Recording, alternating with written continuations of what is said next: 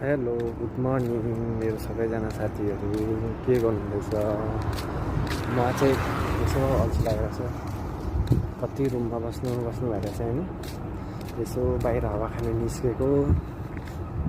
अनि बाहिरको मौसम चाहिँ एकदम अहिले चाहिँ शीतल मौसम भइरहेछ नि त। दिउँसो त पुरा होइन 45 डिग्रीको सेल्सियसको घाम लाग्छ। दिउँसो त यो बाहिर निस्किनै सकिँदैन तातोले गर्दा। घामको तातो जमिनको तातो भएर माथि तलको तातोले गर्दा बाहिर निस्किनै सकिँदैन।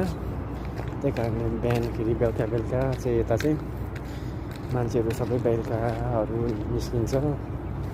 अनि बेलुका चाहिँ शीतल हुन्छ नि त। म पनि यसो आज चाहिँ अल्छी लागेर यसो बाहिर यसो हल्का निस्केको हावा खानु होइन।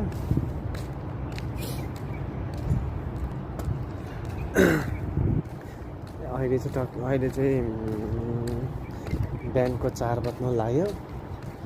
अनि बिस्तारै यहाँतिर चाहिँ अब उज्यालो हुँदैछ। एकदम मौसम दामी छ अनि शीतल शान्ति मौसम भइरहेछ। अनि यहाँ बिरालोको माउ बच्चा रहेछ नि त बसिरहेको। यसो ड्युटी आइज। यो बच्चा चाहिँ भाग्दो रहेछ नि।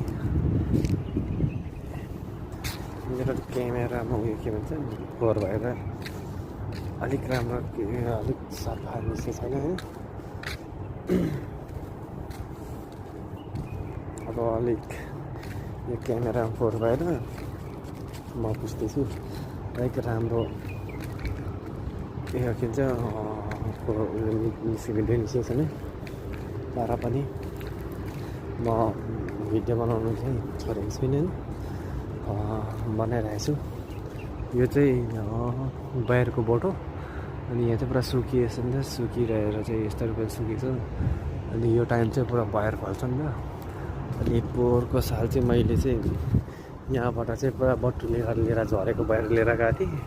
अनि रुममा चाहिँ त्यो बट्टामा धोएर स्टक गरेर राखेको थिएँ। अनि एक एकवटा बाहिरको दाना खाने मिठो लाग्यो नि। अनि आज पनि म कोसिस गर्छु होइन बाहिरको दाना खोज्ने। अनि यसो बाहिरको दाना खोजेर चाहिँ पायो भने चाहिँ लिएर गइरहेको छु। अनि यहाँ बिहान 4 बजे नि। अनि चराहरू यसरी